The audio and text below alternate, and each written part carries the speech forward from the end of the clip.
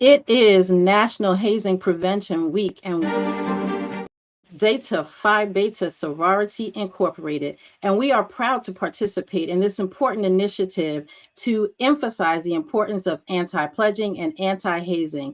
This is our Power Hour with filmmaker and activist Byron Hurt, and I am Gina Merrit-Epps, and I am the first Vice President for membership of Zeta Phi Beta Sorority Incorporated.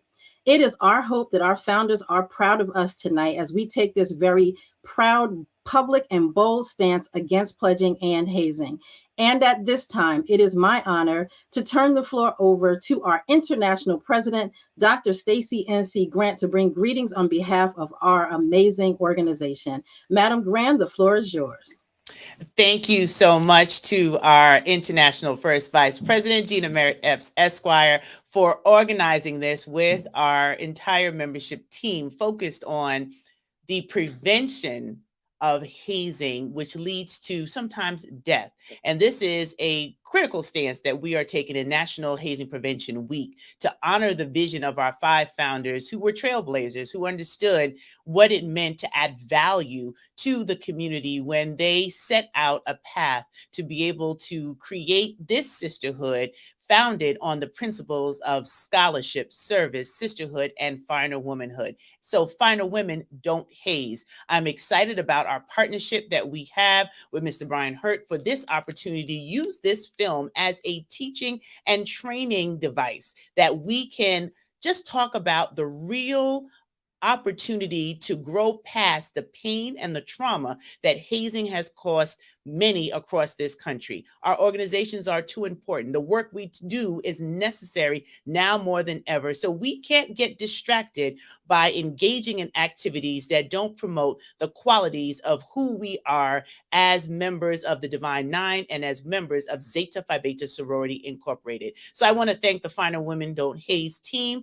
for their work under the leadership of our National First Vice President. And I want to thank everyone for tuning in tonight, for the watch parties that you've had to just look at the documentary and to engage in conversations that help us to show up in the best version of who we are called to be as finer women. So I hope tonight's conversation continues to bring out more opportunities that we can save lives, prevent the hazing, the bullying, all the other areas of challenge that come out of one act that is not thoughtful and that could harm someone's life. This is personal for me because of experience of losing someone to hazing when I was an undergraduate. So it's not just Finer Women Don't Haze as a hashtag or as a national hazing prevention campaign. This is literally about being at the forefront of saving lives and focusing on why we were founded as an organization to ensure the next 103 years and beyond will be viable and continue, as our first vice president said, to make our founders proud. So enjoy tonight's conversation, and thank you for this opportunity to address you tonight. Thank you so much, Madam Grant, for being with us.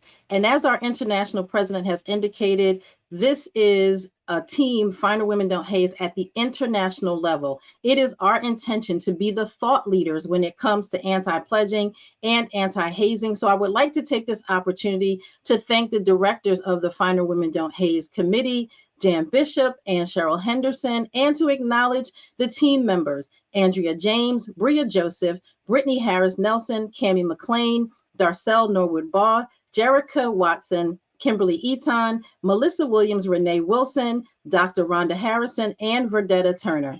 I would like to give a special shout out to Cammie McLean for coordinating this event.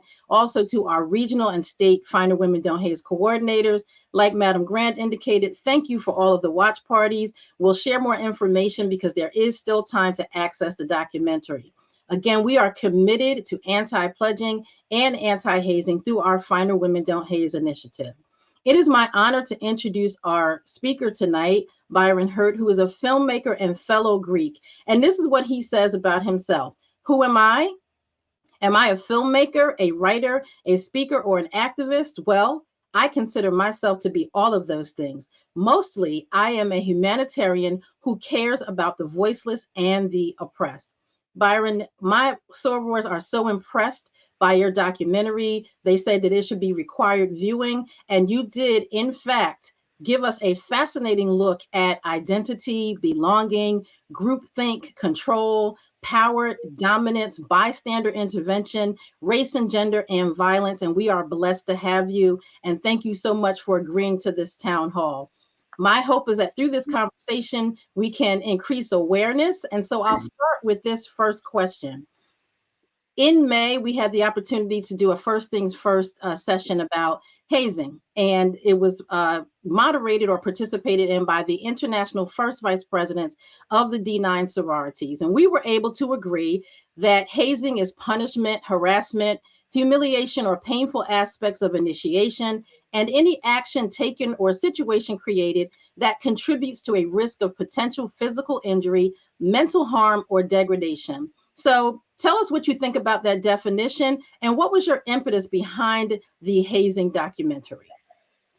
Well, first of all, thank you so much, Madam Merrit-Epps, for inviting me to be a part of this conversation. I want to thank Madam Grant and the Final Women Don't Haze team, everyone responsible for putting this together, for hosting this event, for hosting the screenings that have been held regionally across the nation, so that your sorority members could have access to the film and could have conversations about this very topic. The definition that you just laid out is a general definition that is consistent with many anti-hazing organizations who have been working to sort of codify or to create a national definition for what constitutes hazing in this culture. And so I think as part of National Prevention Hazing Week, it's really important to spread the message about hazing, what constitutes hazing, and to really stand up as leaders to help change the culture that we live in. I was really inspired to make the film as a result of watching and reading news stories about tragic deaths that did not have to happen, that were completely preventable. And so it just spurred my internal compassion and I recognized that I could do something to be a part of the solution and not be part of the problem. Especially being located as a member of a Black Greek letter organization, and with my background and my training in violence prevention, specifically gender violence prevention, my knowledge around masculinity and the culture of violence in with boys and men around the country, I just felt that I could use all of my skills as a filmmaker, as an activist, as a leader, to create a national conversation about this topic.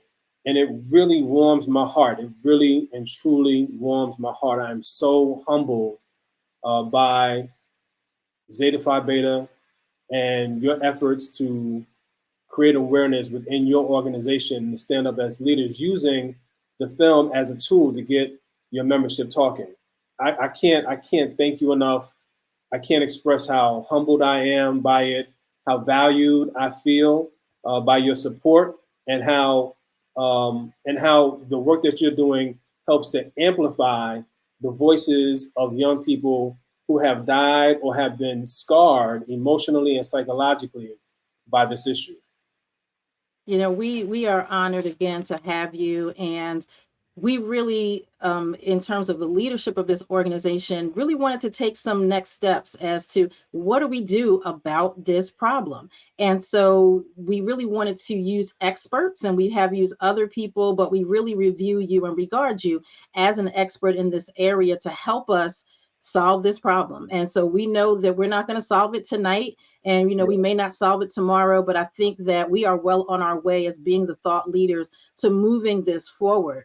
And you talked about, how you thought this could be something that aligns with your profession and everything. But let's be honest, as a member of a D9 organization, this was a really bold step for you, and so how did you come to terms with exposing secrets and rituals that so many of us hold dear, because that's part of our background, our history, right? That discretion and keeping everything internal. With that, and being a member of a D9 fraternity, how'd you come to peace with that, and also say, all right, I know this is our culture, but I also want to make this documentary?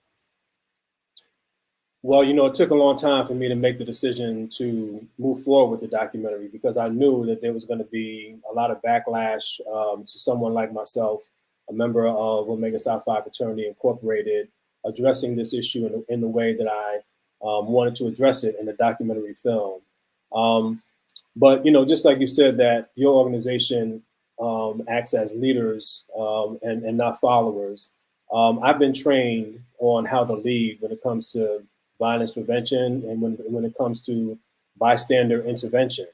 I have deep training and a lot of experiences doing that kind of work.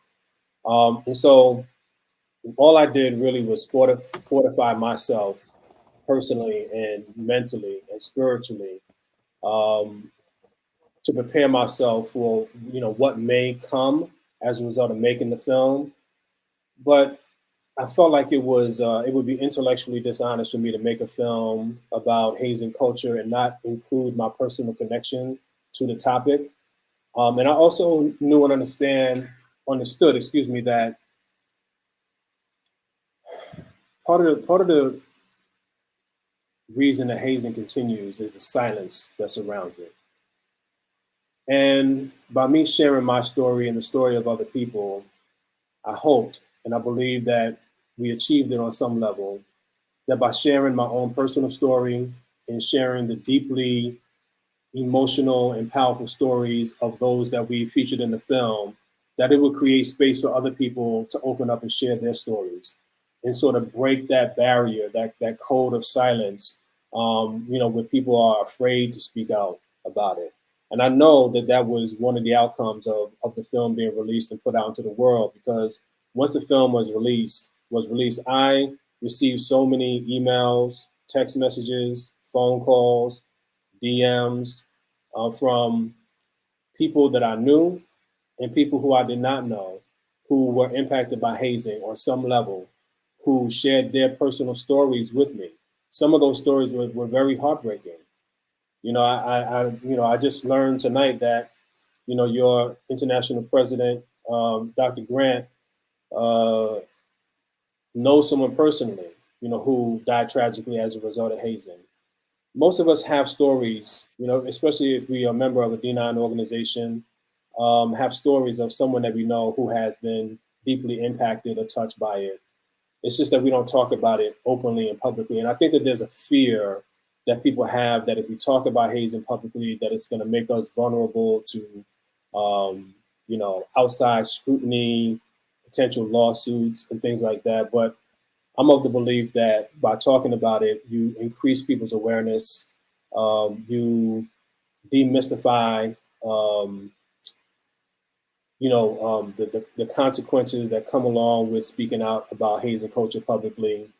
And so I think that that's how you advance the culture moving forward. And that's what you say that your organization is all about, what your founders were all about. I think on some level, I think all of our founders were about the same thing.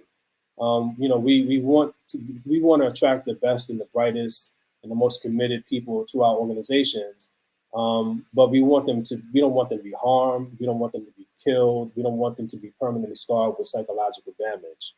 And so talking about hazing publicly is just a way to take steps forward to begin to eradicate it and root it out of these organizations, because it's harmful to us. I mean, many people think that hazing serves us and that it's beneficial, that it adds to, the bonding and, the commitment to the organization. But in many ways, it does the exact opposite. It leads to mistrust. It leads to harmed feelings, harmed bodies, harmed psychological and mental states, of people's well-being. And so I think when we begin to frame it as a mental health issue and a health issue, I think that's when we begin to take it more seriously.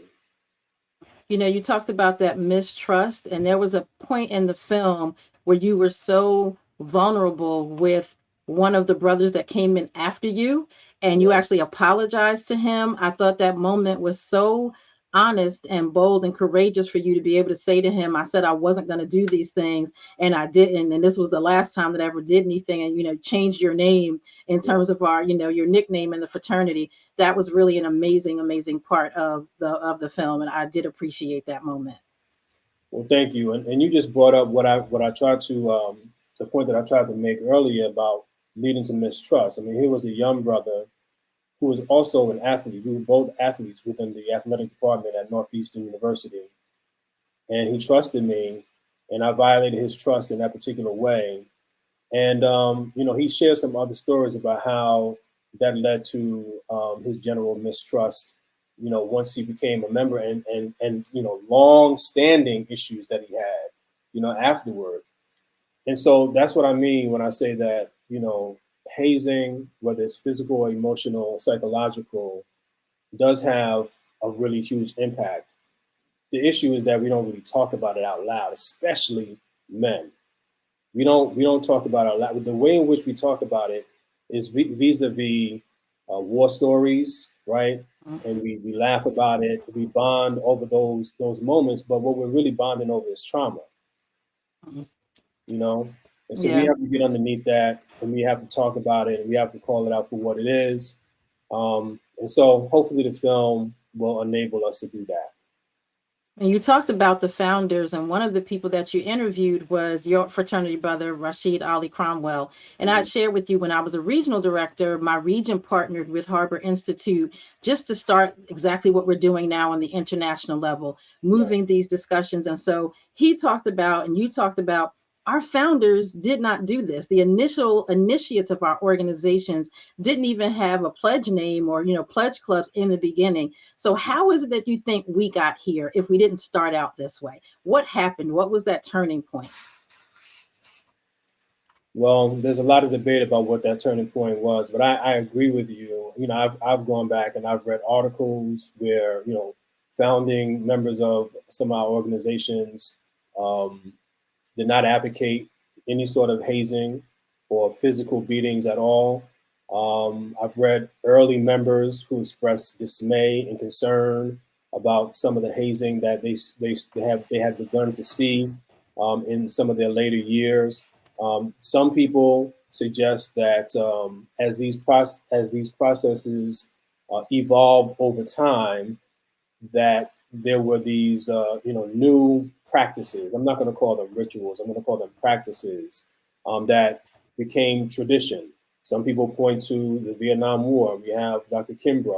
Walter Kimbrough in the film, who talks about the impact of young Black men returning home from the Vietnam War and bringing back with them some of the trauma that they experienced and some of the hazing practices that they picked up or learned in the military and incorporated that into our processes.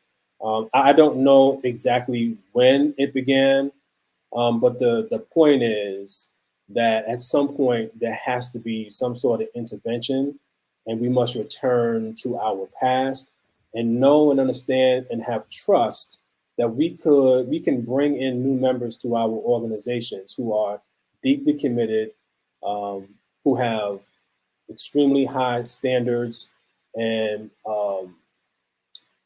people who pursue excellence without beating them down, without breaking them down in order to build them back up.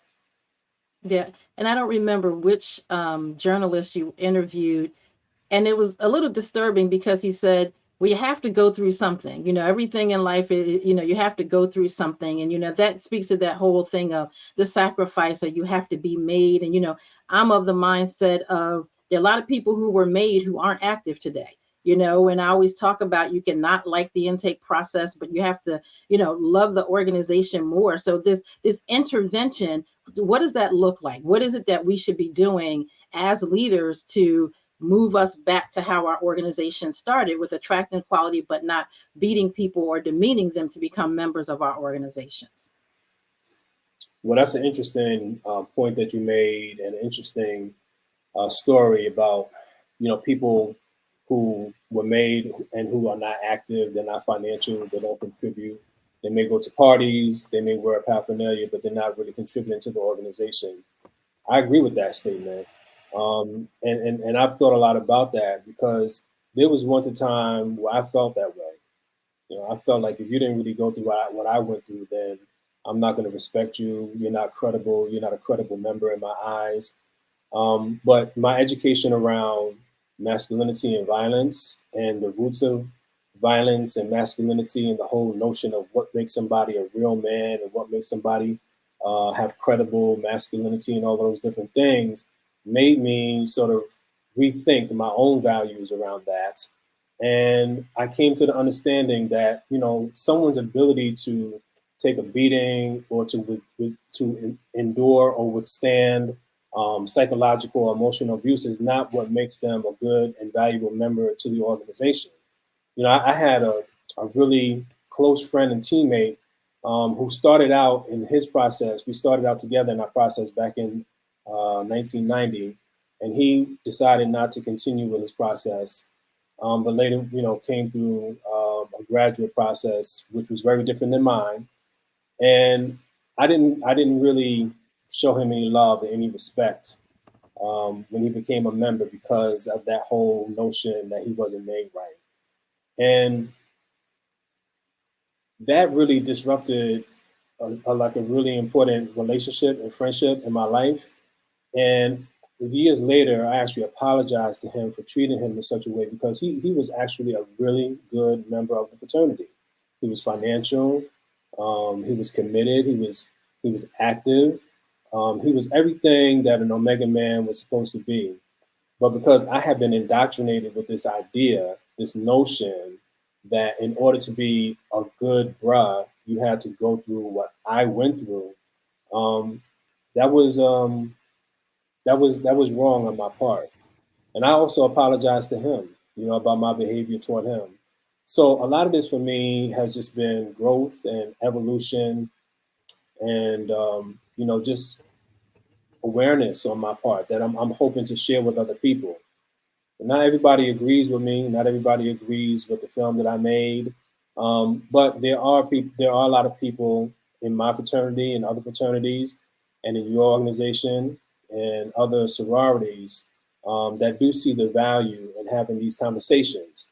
And so that's what I kind of look toward. That's what keeps me hopeful that change is possible because there are people out there who resonate, who identify with the film and the message that the film is trying to convey. Yeah, and I was going to ask you to talk a little bit more about that, you know, specifically what has been the impact across not just D9 or all organizations, because one thing about the film, you were very fair in referencing all different types of situations, you know, whether it was my alma mater, I'm a graduate of Penn State University. So you showed PWIs, you showed students of color who were in historically white organizations. You really made sure that you looked across the board, you know, so when you what has been feedback maybe specifically from a Penn State, from Northeastern, from different organizations, you know, what has been the impact, if you can give us some specifics in terms of the areas that you talked about in your film? Yeah. Well, I haven't really gotten a lot of negative feedback from Penn State or any of the institutions that were mentioned in the documentary. Everything that we talked about, every statistic that we used, every case that we featured in the film was fact checked. We didn't make anything up. We had a fact checker who went through every single stated fact in the documentary to make sure that it was accurate, um, and that we were being fair to the individuals who were being accused or who had been accused of hazing. And so we had a lot of legal oversight, you know, for this documentary. But not every organization was happy, and some organizations did approach me.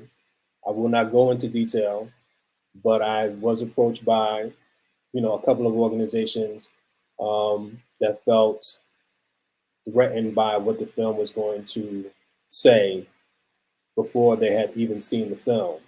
Mm. So my experience with this film has been that there are two different types of reactions. There are reactions by those who have watched the film and have had a reasonable response to it, and those who have not yet watched the film or did not take the time to watch the film, but formed a very strong negative opinion about it because I'm an Omega and I decided to talk about the issue of hazing and included my own personal story, which happened over 30 years ago. I did my best. We did our best as a team to be as fair and as balanced as possible. Initially, when I first started the film, there were many people, some of my funders who wanted me to focus only on Black Greek-led organizations. And I decided that it would be completely unfair for me to make a film about hazing culture that only focused on Black Greek-led organizations, because that's not the only place where hazing exists, right? And so I felt like if I was going to explore this issue, then I had to put hazing into a much bigger, broader social context and explore as much of it as I could, and that meant going outside of the Divine Nine and even outside of Greek life. So we explore hazing in marching bands, in clubs, on sports teams, in various places where hazing happens. So, I think that we do a good enough job. I wish that I could have included more stories. I mean, we had a couple of military stories that we had to cut from the film. There were a couple of Asian men and Asian stories that we wanted to include in the film, but we just simply didn't have enough time. So that was the goal, was to be fair and balanced, or as balanced as we could possibly be. And I'm just glad that you were able to recognize that. Thank you. No, absolutely. One of the things that you brought up was the victim, or the prevalence of victim blaming. So holding the victim responsible for, their misfortune and what happens. And one of your experts talked about that. And it reminded me almost of rape culture, where, you talk about, what she had on, or where she was, or what he may have said, and that kind of thing. Can you talk more about that? Because I don't really hear us talk a lot about that piece in our discussions in our D9 organizations. Well, we live in America. We live in a blame the victim society. It's really easy to punch down as opposed to punching up. And it's easy to point the finger at those who are most vulnerable as opposed to those who have power, right? So we don't really look at the power dynamic as much as we should or that we can. I'm glad that you made the analogy to rape culture, because it's very, very similar to that. When I first started working on the film, I would go to various colleges and universities, and I would show different cuts, different, I would say participant or character development scenes to different audiences. And these are audiences that were multiracial. They weren't, sometimes they would be all Black audiences, sometimes they would be all white audiences, sometimes they would be very mixed race audiences. And the one thing that I noticed the most is that people always tended to blame the victims of hazing and essentially dehumanize them because they made the choice to join these organizations. And people felt like, well, they knew what they were getting themselves into, or they could have just walked away. And so that really speaks to the level of victim blaming that we have in our culture. But when it comes to hazing, people don't really fully understand or appreciate the power dynamic, nor do they really understand the legal definition of hazing. Hazing can occur regardless of a person's willingness to cooperate or not, because there's a power dynamic that exists. And, the caveat is that you have to participate in certain activities, or at least acquiesce to or submit to certain activities in order to gain membership or entry into that organization. So, what that led me to do was to focus more on the human stories and to really try to humanize the people. That's why we start out with these really powerful stories, and we show these images of the people who died from hazing acts or hazing practices. We show them as babies. We show them as children. We show them growing up. We show them being loved by their parents or their siblings, right? Because these are real people.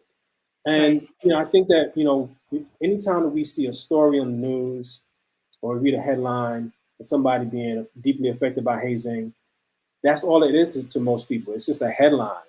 It's not a real person who was affected. Or we think that it was a young person, who acted stupidly and made a bad choice, or was the organization, who just happened to be like, just didn't do things. They didn't haze right. You know what I mean? Or you just, you know what I'm saying? We say these things to be dismissive. I had somebody say after watching the film that, it's only affected 4 or 5 people per year, so it's really not that bad. I'm like, for 4 or 5 children to be sent to college and not come home because of hazing, that's 4 too many. Right. There should be 0 people who go to college and who come back. I mean, we have a statistic in the film that said in 2020 there was 0 deaths. Now, leading up to 2020, there were 8 deaths, 7 deaths, 4 deaths, 5 deaths, 3 deaths, excuse me. But in 2020, during the height of the pandemic, there was 0. Why?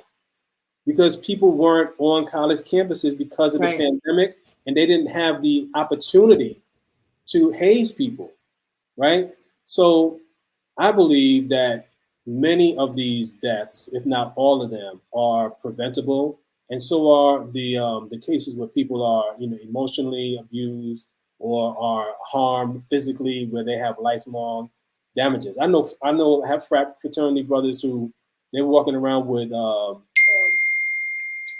injuries that they sustained many years ago, before 1990. Right. Your statement gets to that point of we ignore the fact that we like to belong. There's a natural thing of wanting to belong to organizations. And when I teach our certification for our intake process, I emphasize they want what we have. And that's where that power dynamic comes from. So to tell a student, a 19-year-old who wants to belong, and we all want to belong to something, to just walk away is really, it really demonstrates the ignorance around the whole power dynamic. So I'm glad that you brought that up. That's a really important point. And I have one more question before we shift to the audience questions, because I want to give them a chance to, hear and learn from you. But one of the interviewees in your film stated that our organizations don't want to stop hazing, or we don't know how. Which do you believe it is? I have my own personal thoughts, and I'm trying to struggle with this just as a member of the organization, not just because I'm the first vice president for membership. Which is it? Do we not know how to do it, or we don't want to do it anymore? Or is it both? I think it's both. I think for some it's both, but I think the larger issue is that we don't truly know how to prevent hazing. We don't know how to educate around it. We don't know how to address it from an honest place. We don't know how to create forums and platforms and settings, and quite honestly, a curriculum that is designed to increase and raise awareness about the roots of hazing culture and all of the dynamics, the complex dynamics at play. And you just mentioned some of them. The power dynamics, the need to belong, the idea of legacies and how important it is for children of members of BGLOs and other organizations, other Greek organizations, to become members of those same organizations. The culture of masculinity, which I believe contributes greatly to the level of violence that we see in fraternities specifically. I mean, the physical abuse and the physical injuries and deaths among men far outweigh and outnumber the number of girls and women who die from hazing or are physically injured from hazing. And that is because boys and men grow up in a culture where we are socialized and conditioned to use violence as a way to control people, right? And to threaten people and to intimidate people. And so we have to have a prevention and education program and strategy that is going to be far reaching. It cannot just be a check the box activity that you have for 1 hour out of 1 year. There have to be ongoing discussions and trainings with qualified facilitators who can address these issues and who have the credibility to address these issues that get to the heart of the matter. And until, organizations take that level of a commitment, it's only going, hazing is only going to continue. Yeah, I like the use of the word curriculum. I mean, you've heard about our structure. We've got our international team that has representation from all of the regions, and then regional coordinators and hopefully state coordinators. But I like that piece of the experts. I know that a lot of the organizations, unfortunately, have people, not necessarily focused on the Black Greek letter organization. So I'm glad to see you and Rashid, and of course, Dr. Kimbrough, who has really, really in the 80s started to have these discussions. But again, none of this that we do, of course, in Zeta is not by myself. It's not, just my vision. I have an amazing team, and they're going to present to you the questions from the audience. I'll come back for closing remarks from you, myself, and we'll close out with our international president. So I will turn it over at this time to Cammie, Cheryl, and Jan. Ladies, the floor is yours to present the audience questions. Thank you, Madam International First and Mr. Hurt. That was an awesome, awesome conversation. I want to take minutes to thank the audience for sending in questions. The team has been busy backstage, kind of combing through what we have coming in, and we wanted to just take a few questions from audience members who have taken the time to view the documentary. It's an impactful journey exploring the culture of hazing. So our first question, sir, is this. In the documentary, you talked about the impact of hazing, not just physically and emotionally, but also mentally. Do you think this creates a cycle of abuse mentality? Yes, I do. I think that when people experience violence or trauma, many people's response to that trauma is to reproduce it. And so we see people, including myself, who may even make a vow to never repeat what is happening to them, actually repeat that very same behavior because they've internalized it and now they are projecting it outward in a way that is destructive rather than interrupting the violence or interrupting the abuse, the mental or psychological abuse, and choosing another route. When I first started doing gender violence prevention work, one of my mentors said to me that when people are abused, they can make two different choices. They can identify with the abuser, or they can identify with the abused, the person, the victim in that situation. And most people, particularly men, I have to say, tend to identify with the abuser. That's why you see male children of male abusers, their fathers or father figures, who also then go on to abuse people. So it is cyclical, but it's one of the reasons why interventions are very, very important. I think that speaks to that whole thought process of hurt people. And so Correct. thank you so much for that response. Cheryl?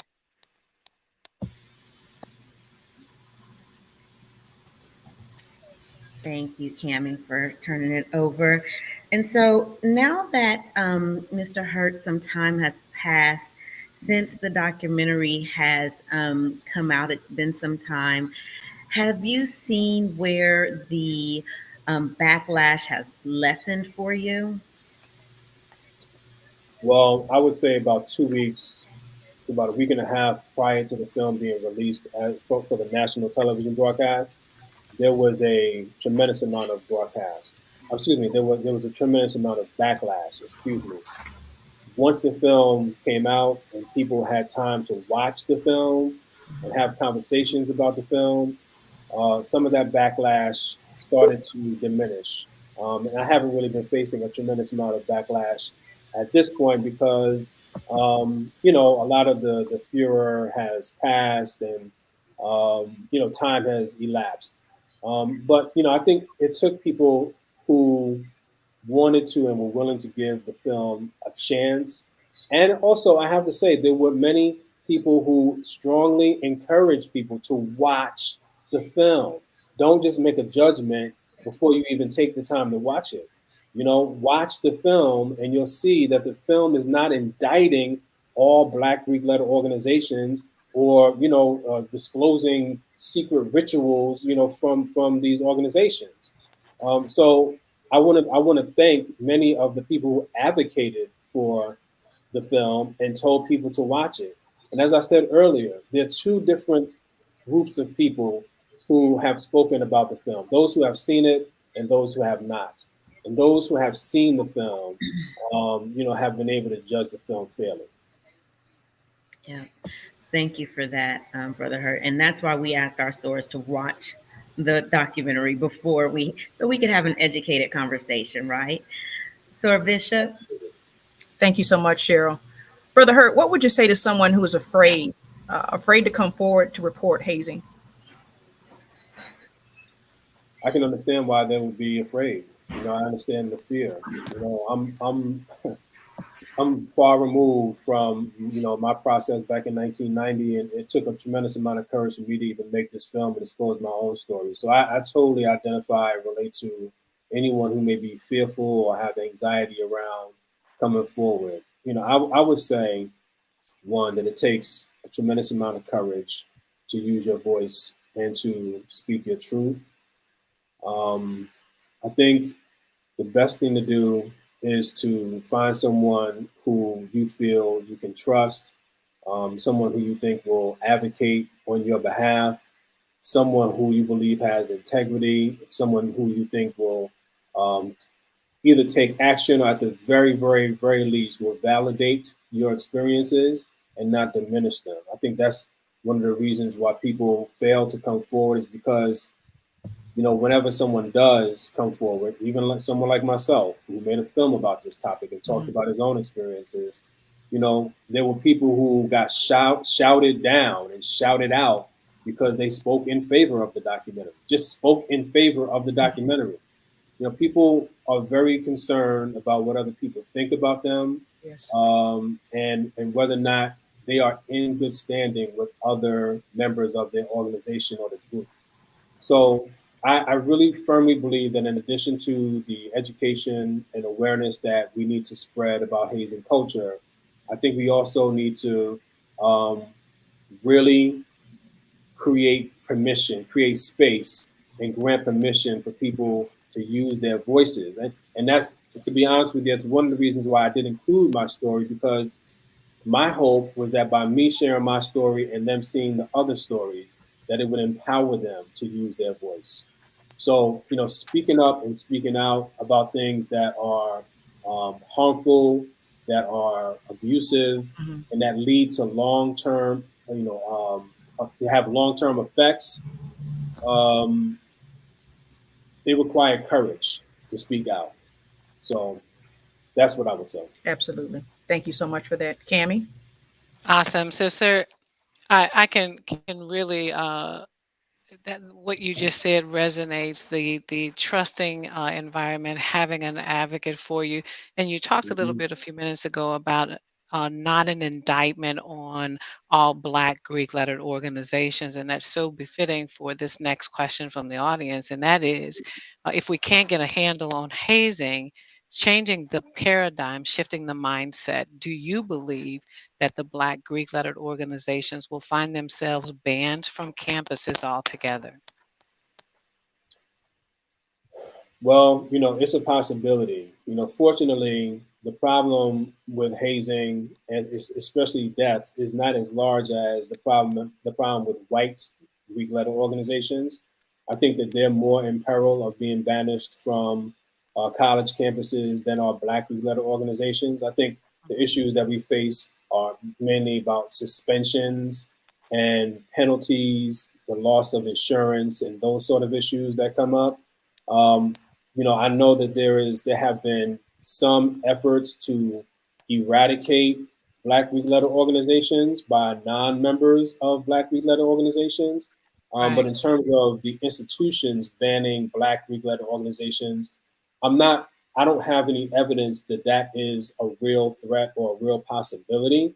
But I think the way to ensure that that doesn't happen is for Black Greek letter organizations to continue doing what you're doing, what your organization is doing. And that is demonstrating leadership, prioritizing the issue, addressing it head on, taking it seriously, not just in word, but in deed, and changing the culture of the chapters one chapter at a time. And I think Right. that is the best that's the best prevention. You know, that's the best way to prevent our organizations from being eradicated.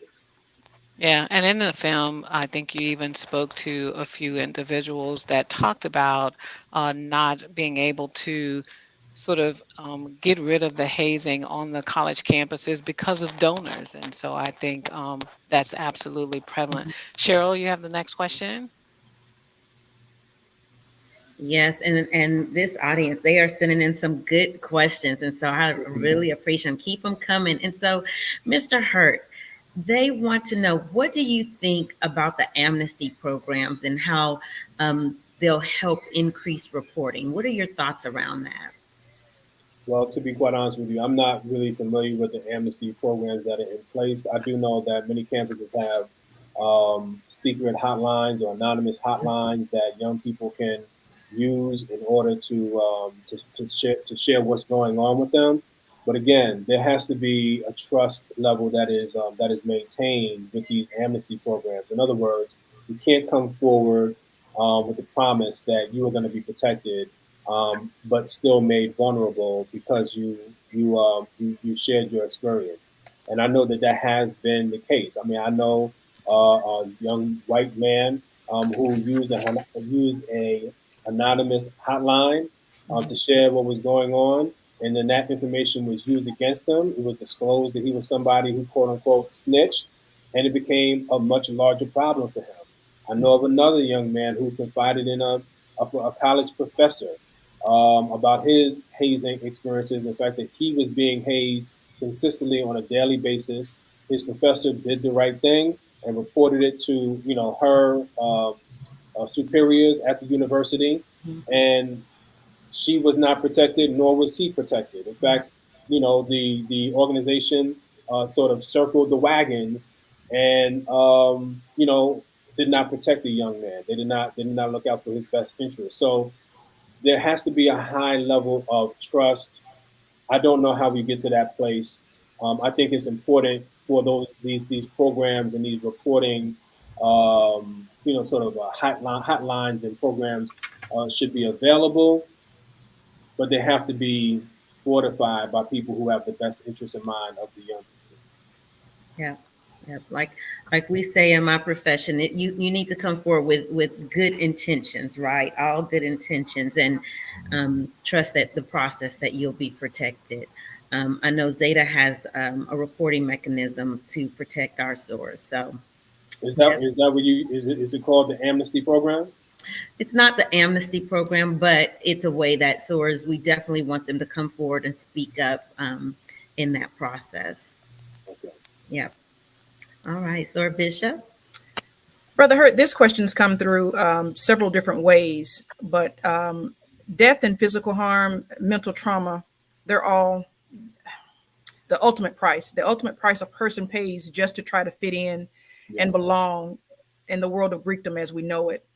What are your thoughts, and what do you think, if there's any real hope to eradicate hazing in the Black Greek letter organizations? Well, what I mentioned earlier is that we have to remove the stigma that is associated with talking about hazing publicly. Mm-hmm. As I say in the film, it's the culture of silence that fuels hazing culture, and that our silence is an act of betrayal, right? When we don't stand up, when we don't speak up, when we don't use our voices, it only continues to happen. So I think that we have to, create a culture where we are allowing young leaders to actually lead and not stigmatize them or punish them for being true leaders. I think that's one thing that has to happen. And I think that that has to coincide with really strong, well-developed educational curriculums and guides that can be facilitated in many of our chapters around the country in a way that is going to foster real awareness, real dialogue, and better understanding about all of the dynamics of hazing culture. Yes, absolutely. As we are all charged with upholding the legacy of our founders, and we must do our part to eliminate that code of silence. And as they say in my profession, if you see something, you must say something. So thank you for that. You're welcome. So, Mr. Hurt, that concludes our questions, and I think our First International President or Vice President is standing by, waiting to offer closing remarks. The two of you, Madam First. Yes, thank you so much. And thank you everyone for the questions. Byron, I don't know if you can see the comments that are coming in through YouTube and the questions. We could spend all night. As you can see, Zeta is really, really engaged, and we'll make sure that we continue this and move this forward, because we are committed beyond National Hazing Prevention Week. But before I give my thanks and have my final comments and turn it over to our president, I really want to turn it over to you to say maybe something you didn't get to say, something that you think we need to know that wasn't asked through the questions, something that you want to get across before we do our final closing statements. Well, I think one of the things that the film put in question was my loyalty and my love for Black youth-led organizations, including my own organizations. And I just want to say that I love my organization. I love Omega Psi Phi Fraternity Incorporated. I'm an active member. I'm a financial member of the organization. I love the chapter that I'm currently a part of, Omicron Chi chapter based in Plainfield, New Jersey. And I have to say that many members of that chapter really held me down when the film first came out. And they stood with me, and they supported me, and they were strong advocates for me. And they told me to stand my ground and to continue doing the work that I was doing with the film. And so I am forever grateful to the brothers of Omicron Chi chapter, also members of my home chapter, Gamma chapter, who many members stood in support with me, some publicly, most privately. And so I feel the love and I feel the support by many of my fraternity brothers who reached out to me to tell me that the film was courageous and an act of leadership, and that they supported me. Many times, sometimes I may have focused on some of the negative voices, but the positive voices were the ones that that really kept me going. And I would have to add your organization and you in particular as a leader of your organization, because you identified and you saw the value of the film. And you recognize me and the work at one of your award ceremonies in New Jersey. And I was just so moved by your support and by your validation of the film. And it really spoke volumes about who you were as a person and who your organization is. Your organization, Zeta Phi Beta Sorority, I know there's a chapter near Montclair, New Jersey. They were the first chapter, the first Black youth-led organization to show the film publicly, just a week after the film broadcast on national television. I was so impressed by that. And so I'm really, really inspired by what you all are doing. You're taking leadership on this issue. And I hope that it pays dividends for your organization, and that you create, new members who feel valued and welcomed into the organization and ready to give back to the organization that has done so much good, throughout the years. So I thank you. I thank Zeta Phi Beta Sorority Incorporated. I thank everyone involved who participated in this event, who helped to organize it, who showed up, who did the work, and who presented this question and answer discussion tonight, but also who helped to organize all of the screenings nationally. I can't express how much it means to me. It warms my heart, and you all will forever be in my heart because of your support for me in this film. Thank you so much. Oh, thank you. And tonight is one of those, we have a saying called Zeta Proud.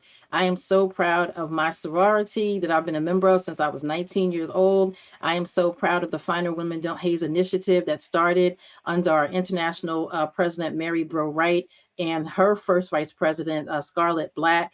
I want to make sure that everybody knows that screening the week after the film came out was by the state of New Jersey, State Director Titisha D. Smith, held at Montclair State University. I want to shout out Omega Mu Zeta chapter, which is the chapter that honored you. They're seated in Middlesex County, and that was where I met you and had the opportunity to express from the microphone how much in awe I was of your work. And I want to thank you for really working with our organization and partnering with us to make sure that my vision, our vision, the vision of the Finer Women Don't Haze team is to make everybody know that as leaders, we are tired. We're tired of the lawsuits. We're tired of the filings. We're tired of the claims.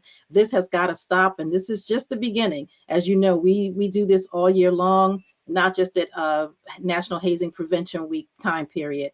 To my sorors, thank you for joining. You should have the toolkit, which has ideas for you to implement anti-pledging and anti-hazing initiatives. If not, please reach out to our directors. I want to thank Akila Tompkins Robinson for her help, our IHQ staff, Reggie Knox, Chris Fleming, of course, Cami, thank you so much for your work.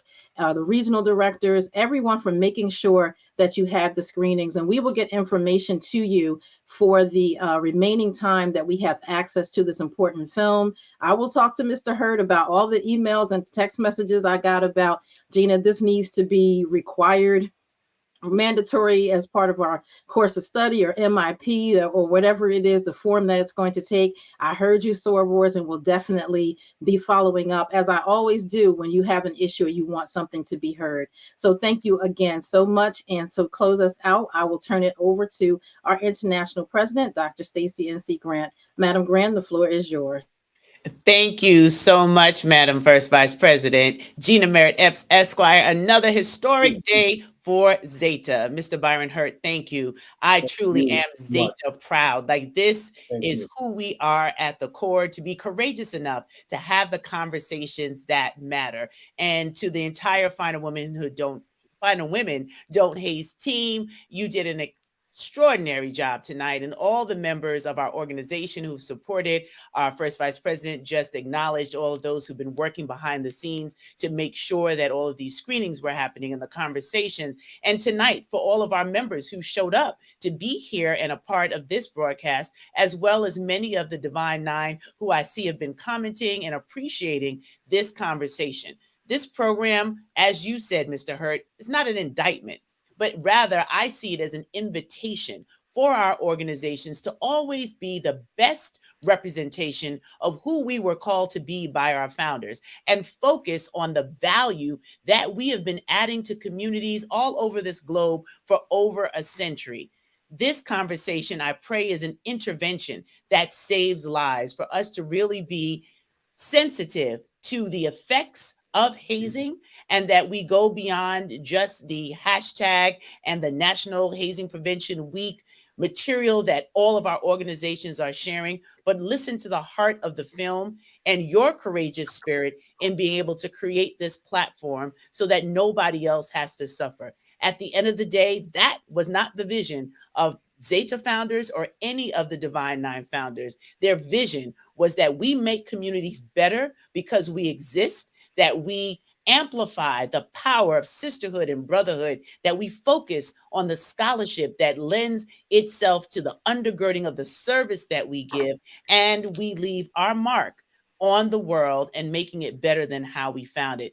This conversation is necessary, it's needed, and for anyone who has suffered in silence, we hope that you can find your voice through watching this film and leaning on the courageous nature of those who did share their stories, and ultimately knowing that conversations like this expand our brain capacity and it can never return to its original form. So you can't unhear or unlearn what this process has done with showing and screening and having the conversation about this film. So congratulations to you, Mr. Hurt, on following your dream and making sure that you didn't just turn a blind eye, but you took a courageous stance. And thank you, Madam First Vice President, for your innovative way that you said we need to have this as a part of more than just one chapter's acknowledgement, but for us to share this throughout our sisterhood. And the response has been overwhelming. So I am hopeful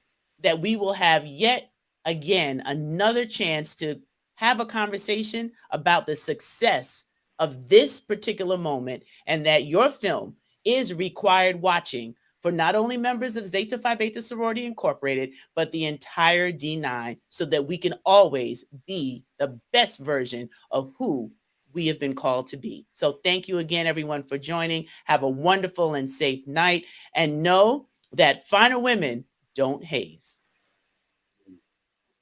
Thank you, Madam Grant. Thank you, everybody. Good night. Good night. Thank you.